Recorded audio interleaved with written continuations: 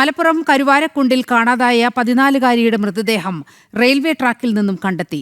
Pandikkad തൊടികപ്പാലം railway ട്രാക്കിന് സമീപമാണ് മൃതദേഹം കണ്ടെത്തിയത്. പോലീസ് സ്ഥലത്തെത്തി പരിശോധന നടത്തുകയാണ്.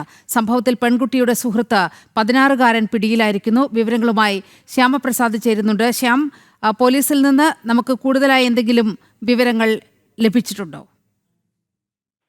നീലിമ, മലപ്പുറം കരുവാരക്കുണ്ടിൽ കൊല്ലപ്പെട്ട 14 വയസ്സുകാരിയുടെ ഇൻക്വസ്റ്റ് നടപടികൾ പൂർത്തിയായി കഴിഞ്ഞിരിക്കുന്നു. അല്പസമയത്തിനകം തന്നെ മൃതദേഹം ആശുപത്രിയിലേക്ക് മാറ്റും. എന്തായാലും വിശദമായ ഒരു അന്വേഷണത്തിന് പ്രത്യേക സംഘത്തെ ഇപ്പോൾ രൂപീകരിക്കാനായി ഉന്നത പോലീസ് ഉദ്യോഗസ്ഥരുടെ യോഗം അല്പസമയത്തിനകം തന്നെ ആരംഭിക്കുകയും ചെയ്യും. എന്തായാലും പ്രാഥമികമായ ചോദ്യം ചെയ്യലിൽ പെൺകുട്ടിയുടെ ആൺസുഹൃത്തായ 16 വയസ്സുകാരൻ, പ്ലസ് 1 വിദ്യാർത്ഥിയായ 16 വയസ്സുകാരൻ കുറ്റസമ്മതം നടത്തിയിട്ടുണ്ട്. ബലാത്സംഗം ചെയ്ത ശേഷം കഴുത്ത് ഞെരിച്ച് കൊലപ്പെടുത്തിയതെന്നാണ് പ്രതി പോലീസിനോട് സമ്മതിച്ചിരിക്കുന്നത്.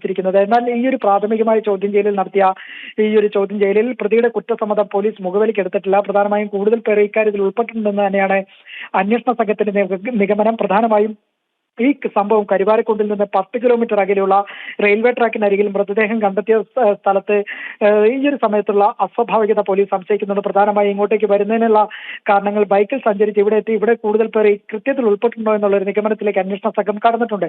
എന്തായാലും കൂടുതൽ പേരുടെ ഒരു സാധ്യത പോലീസ് തള്ളിക്കളയുന്നുമില്ല. അതിനാൽ തന്നെ ഈ ആൺ സുഹൃത്തിനെ കൂടുതൽ ചോദ്യം ചെയ്ത ശേഷം പോലീസ് വിശദമായ ഒരു അന്വേഷണത്തിലേക്ക് ഇപ്പോൾ ഇന്ന് വൈകിട്ടോടുകൂടി തന്നെ കടക്കുകയും ചെയ്യും. പ്രത്യേക സംഘത്തിന് ഇപ്പോൾ തന്നെ രൂപം നൽകാനായി ഉന്നത ഉദ്യോഗസ്ഥർ അല്പസമയത്തിനകം തന്നെ യോഗം ആരംഭിക്കും. നീലിമ.